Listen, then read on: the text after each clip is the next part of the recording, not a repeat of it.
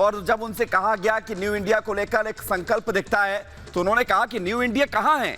New India पर बोले हैं बिहार के मुख्यमंत्री नीतीश कुमार और पूछा है कि कहां है न्यू इंडिया। केंद्र सरकार में कमियां दिख रही हैं, ये नीतीश कुमार को अब कमियां लगने लगी हैं। कुछ महीने पहले तक इसी केंद्र सरकार के साथ बिहार में बीजेपी के साथ सरकार में थे, लेकिन अब वो बात नजर नहीं आती नीतीश कुमार को और अब वो कह रहे हैं कि इंडिया कहां है।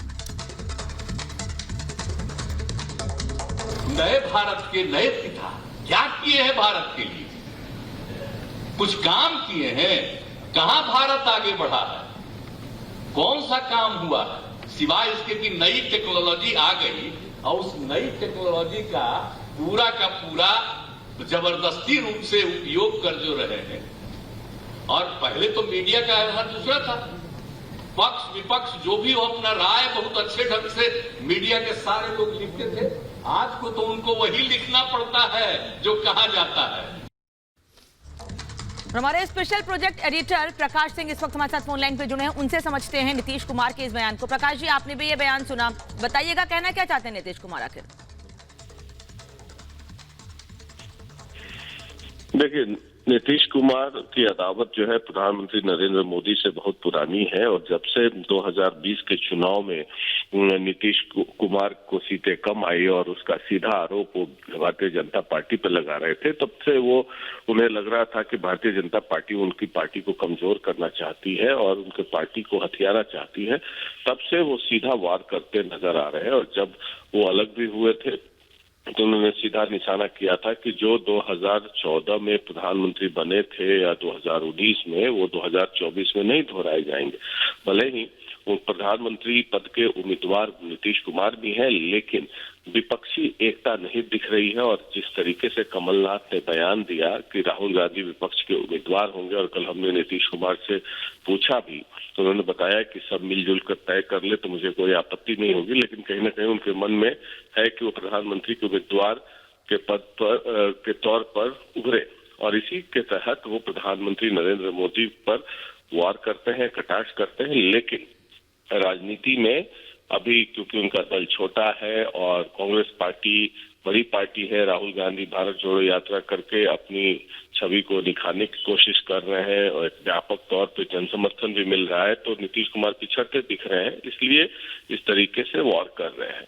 तो कहीं ना कहीं ये 2024 की लड़ाई में अपने आप को आगे रखने के लिए इस तरह के बयान देने की कोशिश कर रहे हैं। Back to you. जी, बहुत बहुत शुक्रिया आपका हमारे साथ जुड़ने के लिए प्रकाश जी। और जिस तरह से ये बातें निकलकर सामने आई हैं, नीतीश कुमार ने पूछा है कि कहां है न्यू इंडिया, ये अपने आप में अब सवाल उठा रहा है कि नीतीश कुमार आखिर किस तरफ इशारा कर रहे हैं और किस तरह की राजनीति कर रहे हैं। अनामिका, और इस वक्त एक और बड़ी खबर आपको बता दें, नीतीश कुमार का आरएसएस पर बड़ा हमला। नीतीश कुमार ने आरएसएस पर बड़ा हमला बोला है। आजादी की लड़ाई में आरएसएस का कोई योगदान नहीं है, आजादी की लड़ाई से आरएसएस का कोई लेना देना नहीं था।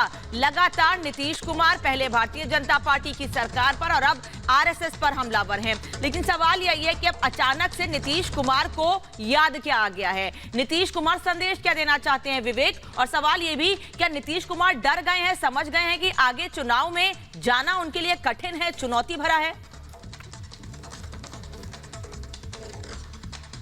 लड़ाई हुई और क्या मतलब है, जिनको आजादी की लड़ाई से लेना देना नहीं था, जिनके संगठन का आरएसएस का कोई योगदान रहा और उससे रिलेटेड लोग ये सब काम करें, कोई मतलब है क्या।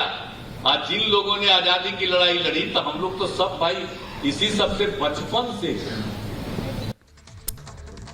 तो एक तरफ नीतीश कुमार भारतीय जनता पार्टी पर हमलावर है, केंद्र सरकार पर हमलावर है, न्यू इंडिया पर सवाल खड़े कर रहे हैं, आरएसएस पर सवाल खड़े कर रहे हैं। वहीं उनको लेकर अब प्रशांत किशोर ये कह रहे हैं कि जनता में नीतीश कुमार को लेकर गुस्सा है और क्या जो जनता में गुस्सा है उसी की खिसियाहट वो इन बयानों से निकाल रहे हैं। कहीं ना कहीं ये सवाल जरूर उठ रहे हैं क्योंकि प्रशांत किशोर पहली बार नहीं है विवेक, इसके पहले भी नीतीश कुमार और उनकी मंशा पर सवाल खड़े करते रहे हैं। बिल्कुल, और अब की बार प्रशांत किशोर ने 2 कदम आगे बढ़ते हुए ये भी कह दिया है कि जेडीयू यानी कि जो नीतीश कुमार की पार्टी है जनता दल यूनाइटेड, वो डूबता हुआ जहाज है। और इसके साथ ही उन्होंने नीतीश कुमार पर हमला बोला है। क्या कुछ कहा है, एक बार सुन लेते हैं प्रशांत किशोर को।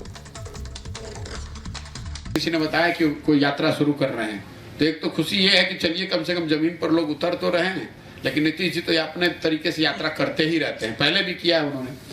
आपको पहले से एक भविष्यवाणी कर देता, नीतीश जी यात्रा करेंगे तो वो उस यात्रा में सारे सरकारी अमला के बावजूद, सारी सुरक्षा व्यवस्था के बाद भी आपको प्रदर्शन, अप्रिय घटनाएं आपको देखने सुनने को मिलेगी। इस बात को एडवांस में लिख लीजिए। मैं चल रहा हूं समाज में तो वो देख रहा हूं कि कितना गुस्सा लोगों में है। जिन किसानों को यूरिया नहीं मिल रहा है और नीतीश जी वहां यात्रा करेंगे तो आपको क्या लगता है कि वो किसान चुप बैठे रहेंगे? लोग